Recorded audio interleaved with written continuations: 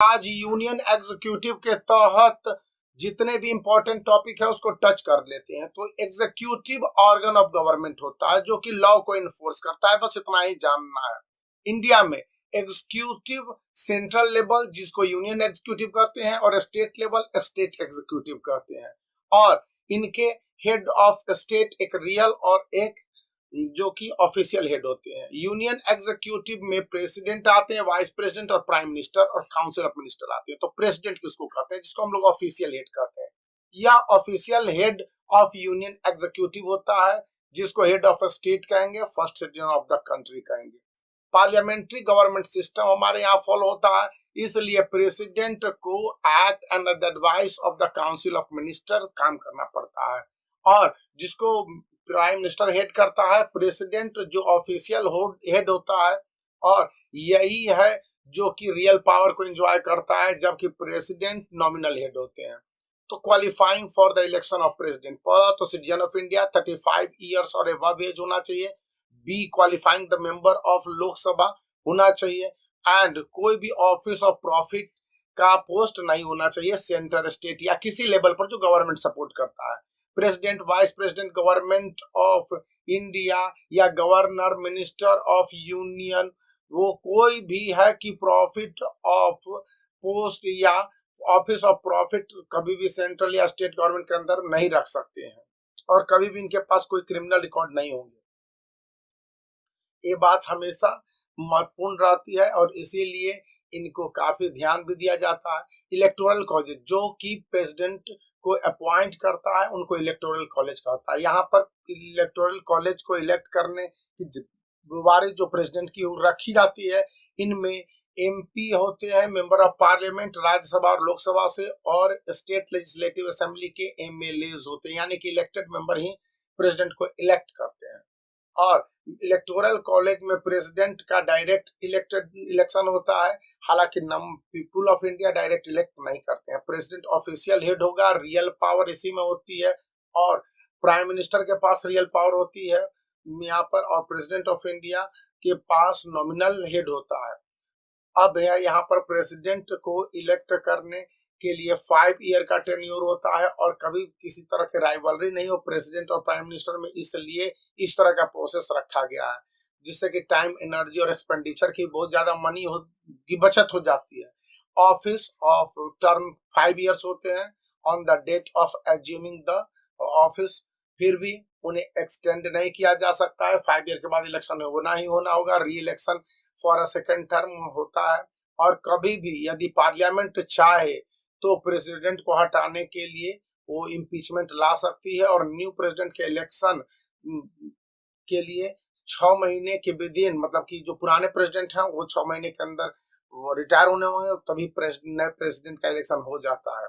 अगर president death हो जाते हैं या रेजिग्नेशन दे देते हैं वाइस प्रेसिडेंट को या स्पीकर ऑफ लोकसभा को, या उनको इम्पीचमेंट हो, एक प्रोसेस हो जिसके द्वारा प्रेसिडेंट को हटा दिया जाता है, तो वाइस प्रेसिडेंट है प्रेसिडेंट के रूप में काम करते हैं टिल न्यूली इलेक्टेड प्रेसिडेंट, जो कि भारत के प्रेसिडेंट बन जाते हैं। और new president must be elected with in 6 month, 6 महीने के अंदर उनका इलेक्शन होना चाहिए। अब इम्पीचमेंट जिसको हम लोग हिंदी में कहते हैं महाभियोग, यह एक प्रोसेस है जिसको हम लोग इम्पीचमेंट कहते हैं। यह प्रेसिडेंट को रिमूव कर सकता है। प्रेसिडेंट को रिमूव करने के लिए कारण है वायलेशन ऑफ द कॉन्स्टिट्यूशन, क्योंकि वो कॉन्स्टिट्यूशन का सबसे बड़ा व्यक्ति होता है। अगर वो कॉन्स्टिट्यूशन को वायलेट कर दे, किसी तरह से found miss using of a state और पोजीशन, या फिर फाउंड इन्वॉल्व इन करप्शन, ये 3 कारण पर आप प्रेसिडेंट को हटाने के लिए मांग पार्लियामेंट में कर सकते हैं, या लोग भी मांग करते हैं। प्रोसेस में बिगेन किसी भी लोकसभा के किसी भी हाउस में एमपीज कर सकते हैं, यहाँ पर राज्यसभा भी हो सकता है और लोकसभा भी हो सकता है। यहाँ पर चार्ज के लिए आपको 1/4 ऑफ द टोटल मेंबर है उसको साइन करके लोकसभा के जो भी हेड होंगे, जैसे कि लोकसभा के कॉन्टेक्स्ट में चेयरमैन को देना होगा, राज्यसभा के केस में जो राज्यसभा के अध्यक्ष है प्रेसिडेंट है उनको देना होगा, चेयरपर्सन को देना होगा। और 14 days in form of impeachment resolutions if signed by 2/3 majority of the total member of originating houses, house के अगर 2/3 मेंबर जो मेजोरिटी में वहां पर अवेलेबल होंगे वो इम्पीच कर दिए तो प्रेसिडेंट को हट जाना होगा। सेकेंड है कि इसके अप्रूवल का मतलब हो जाएगा कि 2/3 majority of total member of the house has approved, then president को इम्पीच्ड माना जाता है। Meanwhile president has the right to defend, वो अपनी बातें कह सकता है और वो पद से हट भी सकता है। प्रेसिडेंट ऑफ इंडिया को chief justice of India administrate करते हैं उसके ओथ को। Resident of India Rashtrapati Bhavan new Delhi है। एग्जीक्यूटिव पावर वो यूनियन का हेड होता है और सभी तरह के यूनियन मिनिस्टर्स हैं जो कि उनके नाम पर ही वर्क करते हैं और रिस्पॉन्सिबल माना जाता है उन प्रेसिडेंट के प्रति। Administration to the union territories both area के लिए प्रेसिडेंट ही होता है। Control of the state government president होता है। प्रेसिडेंट कौन प्राइम मिनिस्टर को अपॉइंट करता है, काउंसिल ऑफ मिनिस्टर को अपॉइंट करता है, गवर्नर को अपॉइंट करता है, चीफ इलेक्शन कमीशन जो चुनाव करवाते हैं, attorney general of India, solicitor general of India, chief justice, जजेस of supreme court and high courts, ambassador and high commission to other countries, lieutenant governor, ऐसे स्टेट जिनको आधा स्टेट का दर्जा मिला हुआ जैसे दिल्ली, उनके गवर्नर की जगह लेफ्टिनेंट गवर्नर होते हैं। और chief commission of the union territories का अपॉइंटमेंट वही करता है president. Comptroller and auditor general CAG जिसको हम लोग कहते हैं। फिर चेयरमैन आपके पास UPSC, NITI Aayog, election commission, economic commission है, ambassador and high commissioner to the other state, इनके कानूनी अधिकार भी हैं। वो एक इंटीग्रल पार्ट ऑफ पार्लियामेंट है प्रेसिडेंट, और प्रेसिडेंट चाहे तो वो कुछ भी कर सकता है यहाँ पर लिटरली। तो यहाँ पर फर्स्ट सेशन ऑफ पार्लियामेंट को वो प्रत्येक साल एड्रेस करेगा president. Addressing the first parliamentary speech भी वही देता है। यहाँ पर इस बात को भी समझना है, जनरल इलेक्शन के लिए प्रेसिडेंट ही सम्मन करता है। Summon to prorogue the parliament, parliament को प्रोवोक करेगा या सम्मन करेगा, बुलाएगा, या फिर पार्लियामेंट को वो डिसॉल्व भी करता है। he can give asset in case of non money bill, non money bill है तो वो एसेट भी दे सकता है गवर्नमेंट को। In case of money bill को लेकर भी प्रेसिडेंट बहुत सारे वर्क करता है। President action over the bill for the formation of new state, president की सहमति बहुत जरूरी है। और प्रेसिडेंट के बहुत सारे पावर है, जैसे कि गवर्नर डिफरेंट स्टेट के लिए वो भी प्रेसिडेंट को ही अपना मंतव्य देते हैं। तो यहाँ पर ये सारे पावर हैं जो कि आप प्राइम मिनिस्टर को और प्रेसिडेंट को देखते हैं। तो power of the nomination, Rajya Sabha में 12 मेंबर का जो नॉमिनेशन होता है वो काउंसिल ऑफ मिनिस्टर के कहने पर प्रेसिडेंट ही है जो साइंस, आर्ट और सोशल सर्विस के सेक्टर में चुनता है।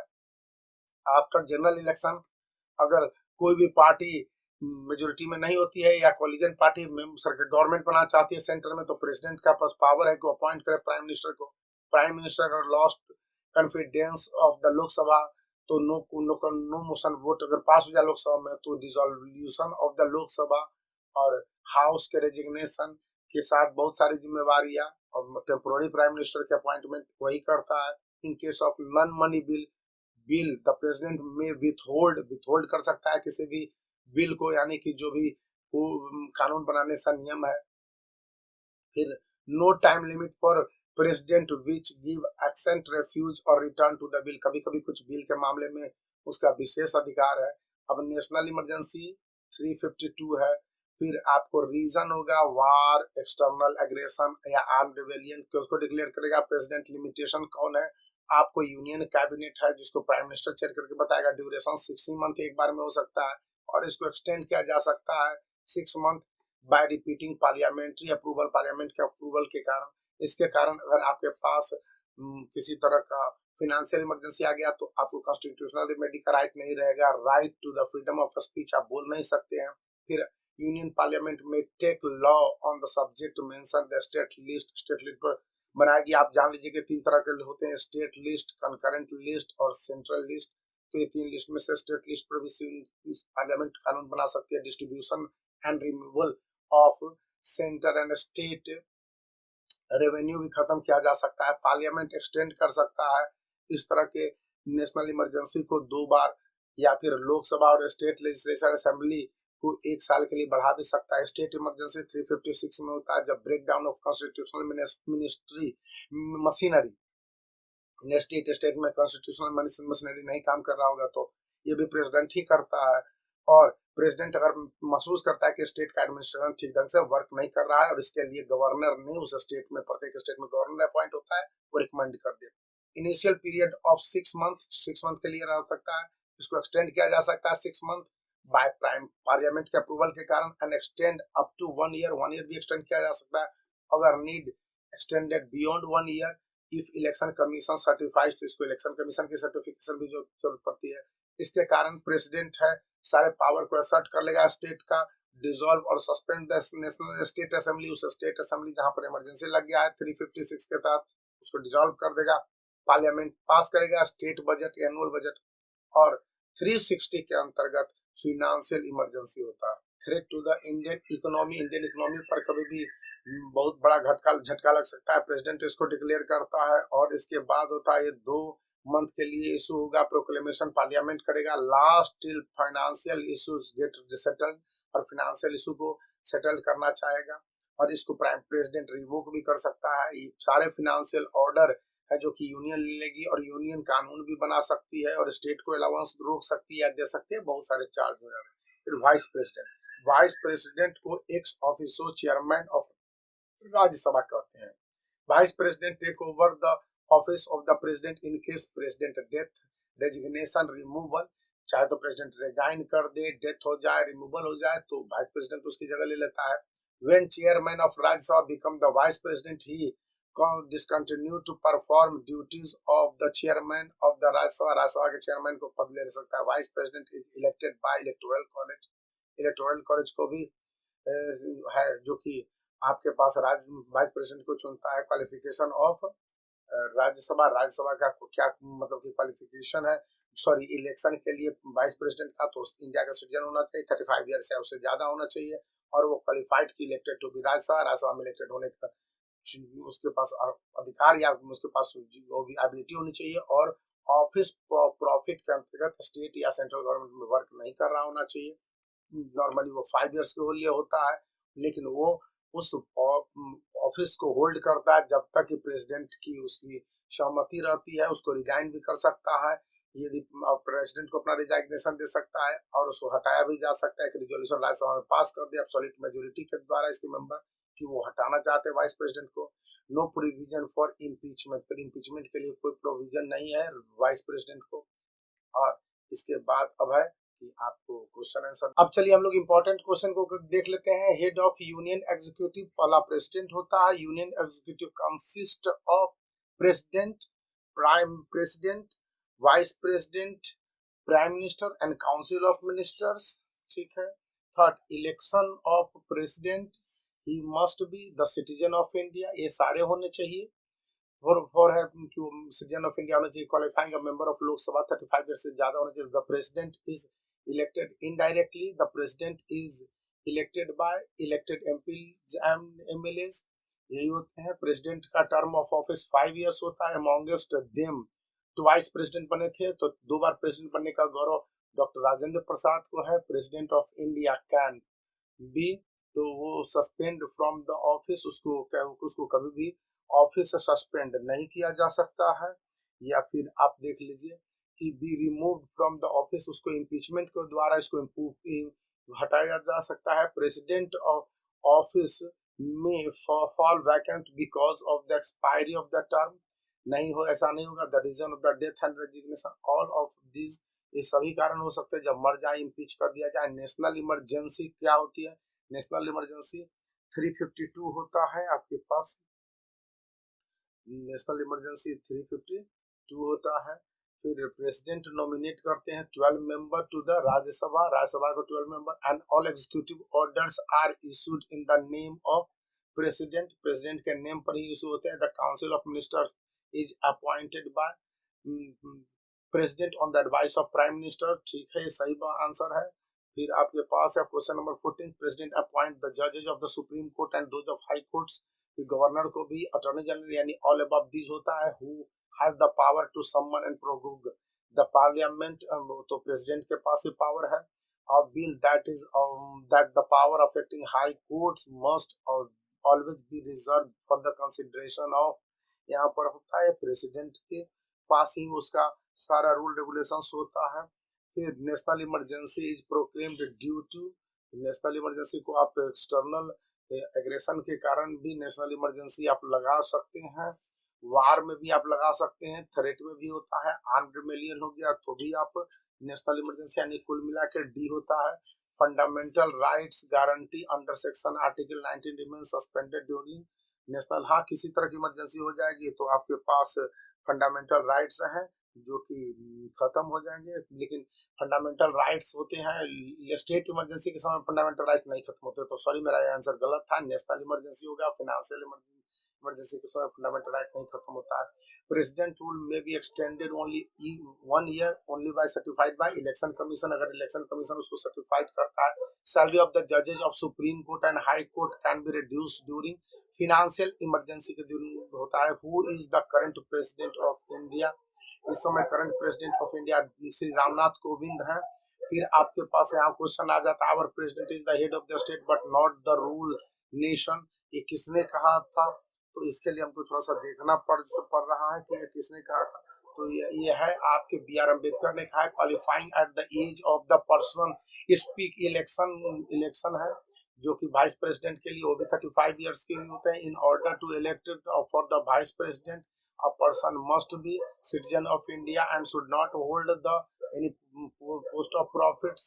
फिर normal term of office the vice president का नॉर्मल टर्म ऑफ ऑफिस जितनी जानकारी है उसके अनुसार ये आपके पास होते हैं महज 5 ईयर के लिए होते हैं, 5 ईयर के लिए होते हैं। Seek the election of the vice president, a candidate must be qualified होना, राज्यसभा के लिए क्वालिफाइड होना चाहिए। फिर यहाँ पर है कि वाइस प्रेसिडेंट में resign before the expiry term of the return resignation to the president को रिटर्न रेजिग्नेशन देता है। Vice president act as an ex officer chairman of the Rajya Sabha होता है, राज्यसभा का एक्स ऑफिसर चेयरमैन होता है। फिर नेशनल ऑफिस ऑफ, जो नेशनल ऑफिस है आपको hold vice president 5 years but he continue to hold that the successor enter upon the office. तो 29 का आपको लग रहा है कि वो जब तक उसके ऑफिस में नहीं आ जाता है। फिर है कि the election the elected member of the state legislature participate in the election of, वो इलेक्टेड मेंबर वाइस प्रेसिडेंट के इलेक्शन में भाग लेते हैं। फिर आपके पास the elected member of the state legislative participate in the election of, जो इलेक्टेड मेंबर होते हैं जो स्टेट लेजिस्लेचर के वो भाग लेते हैं, वाइस प्रेसिडेंट के इलेक्शन में भाग लेते हैं। 30 हो गया आपके पास। फिर आपके पास ये है कि who among the known as the first citizen of India, the president among the first citizen of India। Thank you for that। Make the black and blue and subscribe the channel।